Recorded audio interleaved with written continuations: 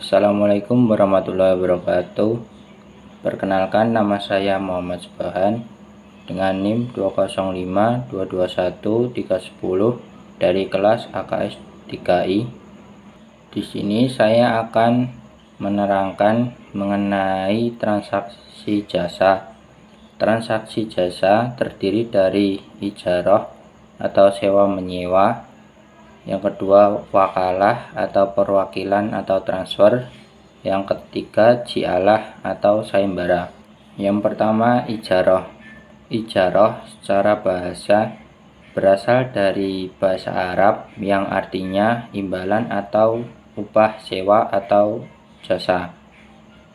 Secara istilah, menurut Fatwa Dewan Syariah Nasional, pembiayaan ijarah adalah akad pemindahan hak guna atau manfaat atas suatu barang atau jasa dalam waktu tertentu melalui pembayaran sewa atau upah tanpa diikuti dengan pemindahan kepemilikan barang. Rukun-rukun ijarah terdiri dari yang pertama, adanya orang yang menyewa dan menyewa suatu barang atau sering disebut dengan muajir atau mustajir. Yang kedua, adanya akad antara keduanya disebut dengan akad. Yang ketiga, adanya ijab qabul atau disebut dengan sigot. Yang keempat, adanya upah atau ujrah. Yang kelima, adanya manfaat baik untuk yang menyewakan atau yang menyewa. Contoh praktek ijarah dalam kehidupan sehari-hari, misalnya seorang ingin mencari bangunan rumah kontrakan untuk menjadi rumah produksi usahanya dengan biaya 30 juta per tahun. Selanjutnya, pihak yang ingin menyewa bertemu dengan orang yang dapat menyewakan propertinya. Setelah menunjukkan kondisi rumah secara detail pada penyewa tersebut, setelah itu penyewa sudah yakin bahwa keadaan rumah yang akan disewakan baik untuk menunjang usahanya. Pihak yang memiliki bangunan rumah melakukan kesepakatan dengan penyewa serta meyakinkan, dan pihak penyewa menerima kesepakatan untuk menyetujui bahwa akan mengontrak rumah tersebut sekaligus.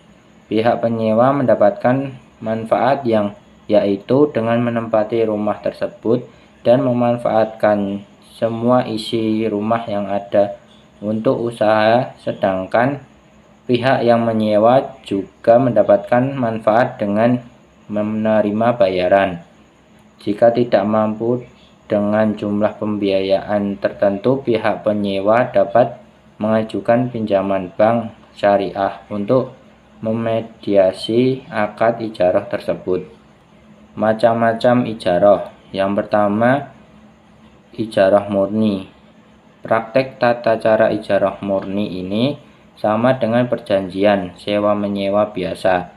Dalam tata cara ijarah yang berkaitan dengan jasa ini, kedua belah pihak berkedudukan sama. Artinya, jika perjanjian telah selesai, maka pihak penyewa dan pihak yang menyewakan akan kembali ke kedudukan masing-masing. Contohnya, jasa borongan pembangunan gedung, jasa borongan rumah, dan lain sebagainya. Yang kedua, ijarah muntahiyah bi'al-tamlik. Tata cara ijarah muntahiyah bi'al-tamlik merupakan jenis ijarah yang memiliki dua akad yang saling bersangkutan kedua akad tersebut, yaitu akad al-ba'i dan akad ijarah muntahiyah bi'al-tamlik. Akad al-ba'i merupakan akad jual beli, sedangkan akad al-ijarah muntahiyah bi'al-tamlik yaitu akad ijarah yang dikombinasikan dengan akad jual beli di akhir masa sewa. Yang selanjutnya wakalah. Wakalah secara bahasa artinya mewakilkan. Secara istilah artinya mewakilkan atau menyerahkan pekerjaan kepada orang lain agar bertindak atas nama orang yang mewakilkan selama batas waktu yang ditentukan. Rukun wakalah. Yang pertama, orang yang mewakilkan atau yang memberi kuasa, atau sering disebut muwakil. Yang kedua, orang yang diwakilkan atau diberi kuasa, yaitu atau sering disebut muwakal. Yang ketiga, masalah atau urusan yang dikuasakan atau muwakal fih. Yang keempat, akad, ijab kabul atau sikot. Jenis-jenis wakalah. Wakalah dari segi pembatasan dibagi menjadi dua, wakalah mutlaqah dan wakalah muqayyadah. Wakalah mutlaqah yaitu wakalah yang tidak ditentukan atau tidak dibatasi macamnya. Sedangkan wakalah muqayyadah yaitu wakalah yang ditentukan atau dibatasi macamnya. Yang selanjutnya dari segi hukum, wakalah yang pertama wakalah niyabah, yaitu orang yang mewakilkan tidak boleh melakukan improvisasi atau perubahan materi yang dilakukan. Contohnya, Andi berpesan pada Badu untuk membeli ayam bakar di depan rumahnya, dan Badu harus membeli ayam bakar. Jika ternyata ayam bakar tidak ada, maka Badu tidak boleh melakukan improvisasi atau dalam kata lain, membeli selain ayam bakar sesuai dengan pesanan dari Andi sebelum mendapatkan izin dari Andi.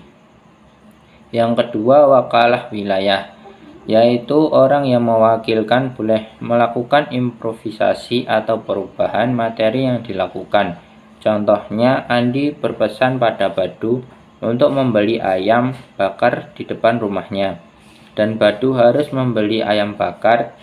Jika ternyata ayam bakar tidak ada, maka Badu boleh melakukan improvisasi atau dalam kata lain, membeli selain ayam bakar sesuai dengan pesanan dari Andi setelah atau sebelum mendapatkan izin dari Andi. Contoh dari wakalah, yaitu seorang mewakilkan kepada orang lain untuk bertindak sebagai wali nikah dalam pernikahan anak perempuannya. Contoh yang lain yaitu seorang terdakwa mewakilkan urusan kepada pengacaranya. Hikmah yang dapat dari wakalah yaitu yang pertama adalah saling tolong menolong, yang kedua timbul rasa sayang, menyayangi, mempercayai dalam kehidupan, yang ketiga mempererat tali persaudaraan di antara sesama, yang keempat mendidik sikap bertanggung jawab terhadap amanah bagi si penerima madat atau kuasa. Transaksi jasa yang selanjutnya yaitu ji'alah. Ji'alah secara bahasa dapat diartikan upah atau pemberian. Sedangkan secara istilah artinya suatu yang disiapkan untuk diberikan kepada seseorang yang berhasil melakukan perbuatan tertentu. Juga diartikan sebagai sesuatu yang diberikan kepada seseorang karena telah melakukan pekerjaan tertentu. Rukun dan syarat ji'alah. Yang pertama lafaz, yaitu kalimat atau ucapan menyampaikan janji atau sayembara. Yang kedua, ja'il, yaitu orang yang mengadakan sayembara. Disyaratkan bagi ja'il itu orang yang mukalaf, dalam arti balik, berakal, dan cerdas. Yang ketiga, amil, adalah orang yang melakukan sayembara. Tidak disyaratkan amil itu orang tertentu, yaitu bebas. Yang keempat, pekerjaan atau mencari barang yang hilang. Yang kelima, upah atau ja'i.